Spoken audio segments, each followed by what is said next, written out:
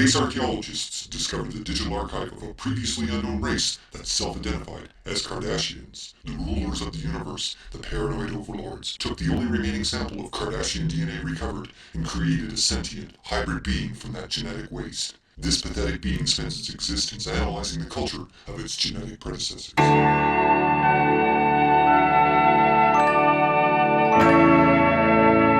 Hello and welcome. When I think about comics that ruined my reading experience of other comics in the same genre, one of the first series that pops into my mind is the Alan Moore run on Miracleman, or Marvelman, depending on which side of the Atlantic you live on. In the UK he was called Marvelman, while in North America he was renamed Miracleman to avoid any legal hassle from Marvel Comics. The publication history of this comic book is slightly convoluted, and there's a few bitter, conflicting accounts concerning what occurred during the original run of the series. The legal struggle that ensued over who actually owned the rights to the character is a rabbit hole that seemingly has no goddamn end. But the publication history and the legal issues around Miracleman will be the subjects of 2 future videos. For now, I'm going to talk about the actual comic book itself. And, for clarity, I'm talking about the 24-issue series put out by Eclipse Comics in the late 80s and early 90s, although this certainly does apply to the recent reprints Marvel Comics has been publishing. Well, let's get into this. Oh, Superman. Miracleman, as best as I can tell, was the first time Alan Moore approached the concept of a superhero as a god. It's a theme he would introduce a year later when he took over writing Swamp Thing and started shaping that title into something more than the adventures of a muck-encrusted monstrosity. He would also revisit this theme with the Dr. Manhattan character in what is probably his best-known work, Watchmen. And finally, he would also touch upon this theme again in Promethea. There may be other instances of this theme in his work, but these are the 3 examples that immediately pop into my mind. All of these characters are agents of inevitable, irrevocable, apocalyptic change. And that change always seems to require unbelievable amounts of violence. Historically speaking, radical movements always seem to inspire violence. So I suppose that is keeping with basic human nature. Also, they're all superheroes. You kinda can't be too surprised if someone has their face repeatedly punched at some point. There is no doubt as the series progresses that Miracleman is a god. In fact, that point is hammered home time and again, especially later in the series. Or, more accurately, Miracleman is an entity wielding such power and capability that he cannot be discerned as anything but a god to us mere mortals. Okay, yeah, you got me. I'm basically paraphrasing Arthur C. Clarke here. And that's worth mentioning because, as we will discover late in the series, Miracleman didn't obtain his powers after being bit by a radioactive miracle. His abilities are the result of human experimentation with advanced alien technology. In this case, the advanced technology is indistinguishable from superpowers. The Miracleman series itself breaks into 3 distinct storylines within one overall arc. The first storyline is about a god awakening. We are introduced to Mickey Moran, a middle-aged nobody who finds himself in the middle of a terrorist act. And through the highly appropriate use of a deus ex machina, he remembers that he is a superpowered being known as Miracleman. After this discovery, and the subsequent transformation into Miracleman, Mickey then questions his origins and the blank areas of his memory. As it turns out, his former sidekick, Johnny Bates, aka Kid Miracleman, is still alive, and he gets in contact with Mickey, having seen his sudden appearance in the newspaper. Johnny is all grown up now, and he has become quite the success. However, Johnny Bates is not as he presents himself. He is in fact the alter ego Kid Miracleman all grown up, having lived as his superpowered self for the last 2 decades. And he's not too happy about Miracleman's return. After a brief but brutal skirmish, Kid Miracleman accidentally says the word that triggers the transformation into his human child self. This child, faced with all the evil he has committed as his superpowered alter ego, recoils in horror and becomes catatonic. Believing that Johnny Bates is now powerless because of the 2 decades he spent in his superpowered form, Miracleman leaves his broken, catatonic child to be discovered by the authorities. Oh, Superman. The second story is about this awakened god learning. Miracleman continues to explore his origin, and this leads him to an encounter with the man who claims to have created him, Dr. Garganza. However, Garganza was motivated to create Miracleman in an effort to live forever as a god himself. Garganza's plan is to replace the consciousness of Miracleman's unborn child with his own, and assume immortal, godlike status. Needless to say, Miracleman has no intention of allowing that to happen, so Miracleman destroys Garganza, his spiritual parent, and the only human with the temerity to try and steal his thunder. Oh, Superman. The third story is a war between gods. At this point in the story, it's obvious to Mickey Moran that he is no longer necessary, and he cedes his existence to Miracleman. He decides to discard his humanity, his flawed existence, and to permanently disappear, only to exist from this point forward as Miracleman. Miracleman then learns the full origin of his powers, and the implications and responsibilities of wielding such power, and he learns of the potential of his world in this universe. Also at this time, Johnny Bates has come out of his catatonic state, and he is put in the position where he has no choice but to call on Kid Miracleman for help. Kid Miracleman comes forth and begins to turn London into a slaughterhouse. He partially does this to get Miracleman's attention, but he mostly does it because he can, and it's something he really enjoys. Again, Miracleman and Kid Miracleman do battle, and, in the process, destroy most of London. This wholesale destruction only comes to an end when Kid Miracleman, battered and on the verge of dying, is forced once again to transform into the child, Johnny Bates. This scene ends with one of the most brutal, heart-wrenching scenes ever illustrated. It's horrific and sad, and Miracleman is faced with carrying out the decision that will finish his transformation into a god. Oh, Superman. The final story is also framed with a sequence about a god not only enforcing his will upon the people of the planet, but then elevating humanity to a position of gods. It's like a very long coda that, quite honestly, feels more than a little overwritten in parts. The message of this end portion of the saga seems to be, let me show you the perfection that can be achieved. Then let me make you like myself, so I'm no longer necessary. Be your own god and worship what you are. This is our potential. It's an incredibly powerful message, only slightly diminished by the level of violence that seems necessary for humanity to get to that point.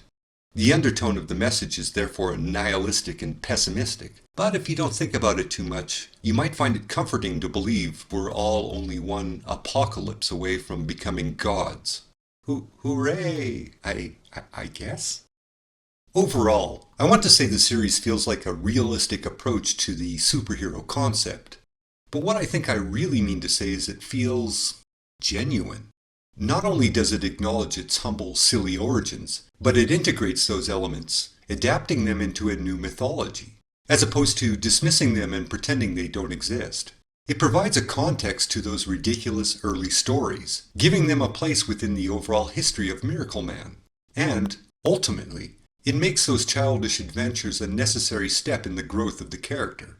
This is the same approach Alan Moore would utilize with Swamp Thing, and with Supreme much later down the line. Furthermore, you can extend the intent of this approach into a metaphor, one that encompasses the early days of the comic book genre in general.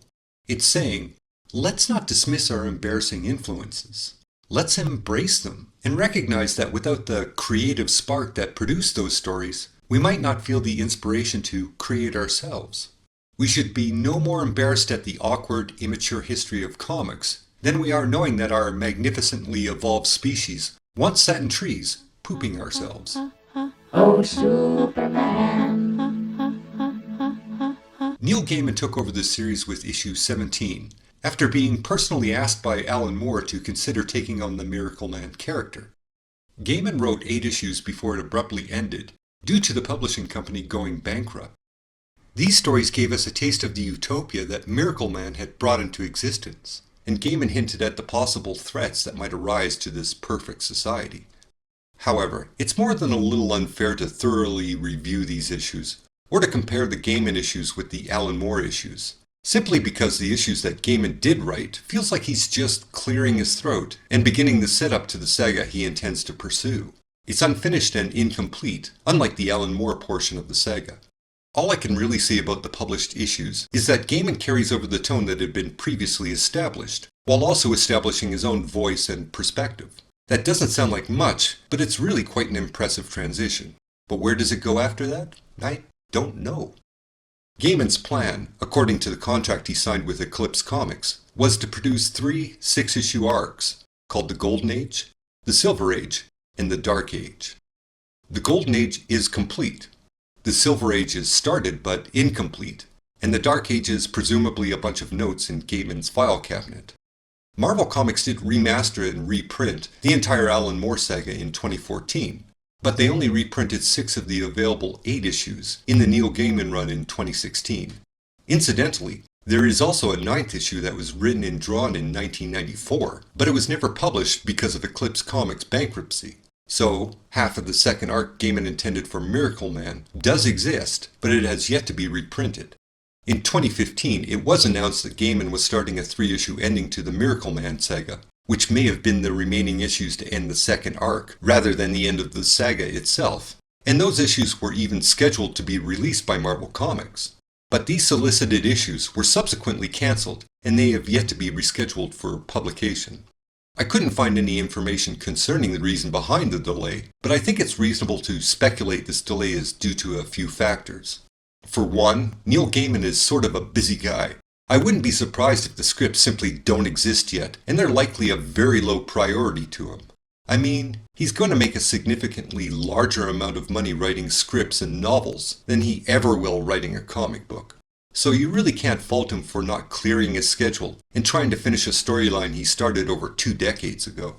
Secondly, the sales on the recent reprints Marvel Comics published were, well, pretty terrible. And I suspect they generated a loss in revenue since the original artwork was digitally remastered. So, reader demand for further Miracleman adventures, if you solely look at sales charts, is basically non-existent. The sales are, in fact, significantly below the minimum threshold of sales Marvel sets for its regular ongoing series. I can't see anyone at Marvel pressuring Gaiman to get these scripts done so they can lose more money. In fact, they might even be glad if they never get done. However, putting aside the incomplete Gaiman saga, you can get a complete reading experience by reading all of the Alan Moore issues. There is a definitive beginning, middle, and end. And you might feel, as I did while rereading these comics, no inclination to see what happens beyond that conclusion. Oh, Superman. I'd also like to add a quick note at the end here and address the differences between the Eclipse and Marvel versions of Miracleman. Well, for one, the first 6 issues of the Eclipse series were also reprints of Miracleman material that was originally published in installments in the comic book Warrior. Actually, only half of the 6th issue is a reprint. The other half is new material written by Alan Moore. This is something I'll get into in more detail in the publishing history segment. For purists and hardcore comic book collectors, this is the edition of Miracleman you're likely to seek out. For the average person who simply wants to read the saga, I highly suggest the Marvel Remastered reprints. The artwork and color are amazing. They really did a great job restoring the artwork so it's crisp and clear, unlike the Eclipse series, where the reproduction was good but reflects the limitations of publishing at the time. Other than the aesthetic differences, there are a few changes that I could see at a quick glance. The most notable difference is the censoring of a particularly bad word that appears 2 or 3 times, and some nudity is slightly obscured for no good reason, which is kind of baffling since they do reprint, completely unchanged, the graphic birth scene that occurs in issue number 9. I mean, all things considered, they're willing to show a full-on shot of a vagina, but a naked bum? Yeah, that's an editorial line that has to be drawn. That just seems like an odd, capricious choice to me. You can get all weird and complain about altering artistic intent, or whatever. But these changes do not impact the scenes themselves, nor are they even noticeable in the work as a whole. So, whatever. These alterations are one of the reasons behind the most noticeable change in the Marvel reprints. Yeah, Alan Moore isn't directly credited as the writer. This is one of those convoluted issues that I mentioned at the beginning. There are a few moving parts to this decision, and a long history of Alan Moore and Marvel Comics not getting along. But I'm going to simplify this matter as much as possible, and just mention the key point that led to Alan Moore not being credited. In very basic language, Alan Moore holds the copyright to the writing he did for Miracleman. Additionally, the various artists that worked on Miracleman hold the copyright to the artwork they provided. Ultimately, it's up to Alan Moore whether the material is reprinted or not. Because, without the words he wrote, it's just a comic filled with pretty pictures, and no narrative. When Marvel approached Alan about doing reprints of the Miracleman material, Alan said he would consent to the reprints. However, he had one very specific term that Marvel had to fulfill if they wished to put his name on one of their comics. No one! The material had to be reprinted completely unaltered. If there were any alterations, he wouldn't accept a writing credit, nor would he accept any money he was entitled to. Whatever money was owed would be directed to the creator of Miracleman, Mick Anglo. Basically, Alan Moore didn't have a problem with Marvel reprinting the material, but he did set a condition that ensured his name didn't appear on a Marvel product. Obviously, Marvel did agree to this condition because why wouldn't you? Then they made the changes they felt were necessary, thus altering the original material. And that's what led to Alan Moore not being directly credited as the writer. So, that's it for now. Hopefully in the near future, I'll have another video or two about the publishing history of the comic book and the legal mess over the ownership of Miracleman. Those may take some time though. Until then, remember the thunder. Kimoda.